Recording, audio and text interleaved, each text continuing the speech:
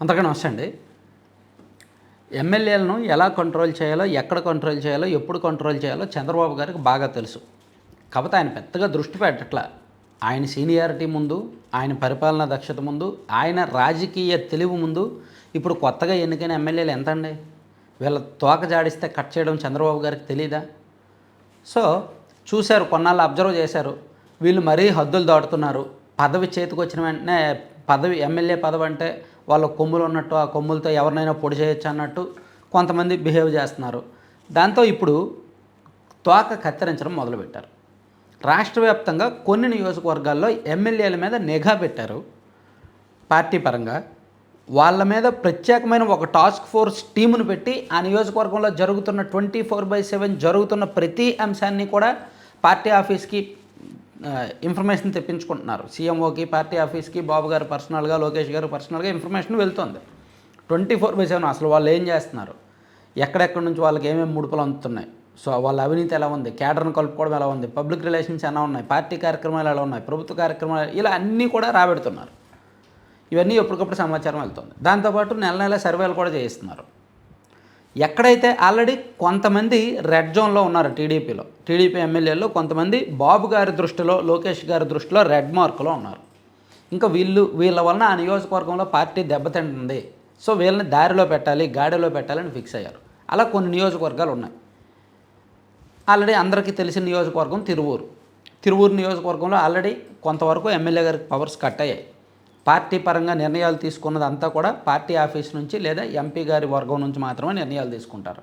అక్కడ party committee ఎన్నిక కావచ్చు, క్యాడర్ రిలేషన్స్ విషయంలో కావచ్చు, పార్టీ కార్యక్రమాల్లో కావచ్చు, మ్యాక్సిమం ఎంపీ వర్గం ఉందే పైచే అవుతుంది. ప్లస్ పార్టీ ఆఫీస్ నుంచి కోఆర్డినేషన్ జరుగుతుంది. తిరువూరు నియోజకవర్గంలో ఎమ్మెల్యే గారికి కొంతవరకు పవర్స్ కట్ అయినట్టే. అలాగే చింతలపూడి నియోజకవర్గంలో కూడా దాదాపుగా కొంతవరకు పవర్స్ కట్ చేశారు. ఎందుకంటే రోషన్ గారి పరిస్థితి కూడా అంతే. ఆయన కూడా ఫస్ట్ టైం ఎమ్మెల్యే. ఆయన కూడా కొంచెం అందరినీ కలుపుకుని వెళ్ళే టైప్ కాదు. ఆయన మొదటి నుంచి కూడా తనకంటూ ఒక లిమిటెడ్ వర్గాన్ని ఏర్పాటు చేసుకొని వాళ్ళ ద్వారానే రాజకీయం చేస్తాడు తప్ప అంతకుమించి బయటకు వెళ్ళట్లా.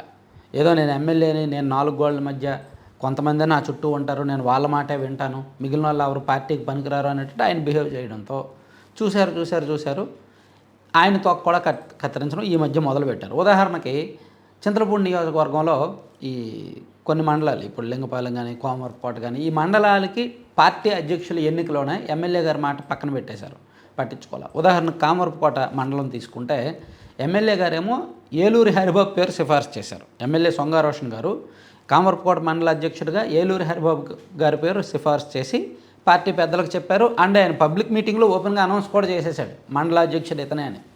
కానీ అది క్యాడర్కి ఎవరికి ఇష్టం లేదు. ఆ నియోజకవర్గంలో కొంతమంది నాయకులకి అండ్ ఎక్స్ఎమ్మెల్యే గంటా మురళి గారి వర్గానికి ఎవరికి ఇష్టం లేదు. దాంతో వాళ్ళ ప్రయత్నం వాళ్ళు చేసి, రకరకాల ప్రయత్నాలు చేసి, చివరికి పార్టీ దగ్గరికి ఒక ప్రపోజల్ తీసుకెళ్లడంతో పార్టీ కూడా ఐవీఆర్ఎస్ సర్వే చేసి కిలారి సత్యనారాయణ గారికి ఇప్పుడు రీసెంట్గా పార్టీ మండల అధ్యక్షుడిగా ఇచ్చారు. కానీ ఎమ్మెల్యే గారు పబ్లిక్ మీటింగ్లోనే ఒక పేరు చెప్పారు, ఆయనకి రాలా. క్యాడర్ ఎవరినైతే అభిప్రాయపడ్డారో, ఐవీఆర్ఎస్ కాల్స్లో ఎవరికైతే ఏకాభిప్రాయం వచ్చిందో కిలారి సత్యనారాయణ గారికి మండల అధ్యక్షుడు ఇచ్చారు. అలా ఈ నియోజకవర్గంలో కూడా ఎమ్మెల్యే గారి మీద కొంత నిఘా ఉంది, ఫోకస్ ఉంది. ఎందుకంటే ఈ నియోజకవర్గంలో కూడా కొన్ని అంతర్గత తిరుగుబాట్లు ఉన్నాయి. మరీ తిరువూరు అంత ఓపెన్గా బహిరంగ తిరుగుబాట్లు అయితే లేవు, కానీ అంతర్గతంగా కొన్ని తిరుగుబాట్లు ఉన్నాయి. ఈ ఎమ్మెల్యే గారి వ్యవహార శైలి కూడా కొంత ఆరోపణలు ఉన్నాయి, విపరీతమైన ఆరోపణలు ఉన్నాయి, ప్లస్ వివాదాలు ఉన్నాయి. అంతర్గతంగా అందరినీ కలుపుకోవట్లేదు. పార్టీ పరంగా ఆయన చేస్తున్నవేమీ లేదన్నమాట. పార్టీకి బాగా డ్యామేజ్గా ఉందంటూ పార్టీ పెద్దలకు రిపోర్ట్ వెళ్ళింది. సో ఈ రెండుతో పాటు ఇంకా కొన్ని ఉన్నాయి. రైల్వే కోడూరు కాన్స్టిట్యున్సీ కావచ్చు, రైల్వే కోడూరు కాన్స్టిట్యున్సీలో కూడా అంతే.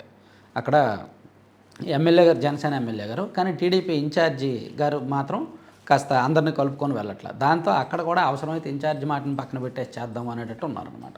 అలా రాష్ట్ర వ్యాప్తంగా కొన్ని నియోజకవర్గాలు ఐడెంటిఫై చేశారు. ఆ నియోజకవర్గాల్లో దాదాపుగా ఒక 18 నియోజకవర్గాలు ఉన్నాయంట. అక్కడ ఎమ్మెల్యేల ఈ పార్టీ కమిటీల ఎన్నికల్లో కావచ్చు, మండల కమిటీలు లేదా రకరకాల కమిటీల ఎన్నికల్లో ఎమ్మెల్యేల మాట అంత ఇంపార్టెంట్ కాదు. వాళ్ళకి ఆల్రెడీ పెత్తనాన్ని కొంతవరకు తగ్గించారు. పార్టీ పరంగా, ప్రభుత్వ పరంగా ఏదో వాళ్ళకి రాజ్యాంగబద్ధంగా వచ్చిన బాధ్యతలు ఉంటాయి, విధులు ఉంటాయి, హక్కులు ఉంటాయి. కానీ పార్టీ పరంగా అండ్ అధికారిక పరంగా చేయాల్సిన కోత విధించి కొత్త ప్రయత్నాలు చేస్తున్నారన్నమాట. గతంలో ఎమ్మెల్యేలని మందలించారు, చంద్రబాబు గారు కొంతమంది ఎమ్మెల్యేలను పిలిపించి మందలించేవారు, సున్నితంగా క్లాస్ పీకేవారు. బాబు మీకు చాలా మంచి భవిష్యత్తు ఉంది, మీరు ఫస్ట్ టైం గెలిచారు కాబట్టి జాగ్రత్తగా చేసుకోండి అని చెప్పేవారు. అయినా సరే కొంతమంది వినడం లేదు. ఇంక వినకపోయేసరికి వాళ్ళ పెత్తనం కట్ చేస్తేనే కరెక్ట్, వాళ్ళ పవర్ కట్ చేస్తేనే కరెక్ట్ అని ఈ మధ్య దశల వారీగా నెమ్మదిగా కొంతమంది ఎమ్మెల్యేల పవర్స్ కట్ చేస్తూ వస్తున్నారు. దానిలో భాగమే వాళ్ళ అభిప్రాయాలకు భిన్నంగా కమిటీలు వేయడం, వాళ్ళ అభిప్రాయాలకు భిన్నంగా నామినేటెడ్ పదవులు ఇవ్వడం జరుగుతుంది. Thank you.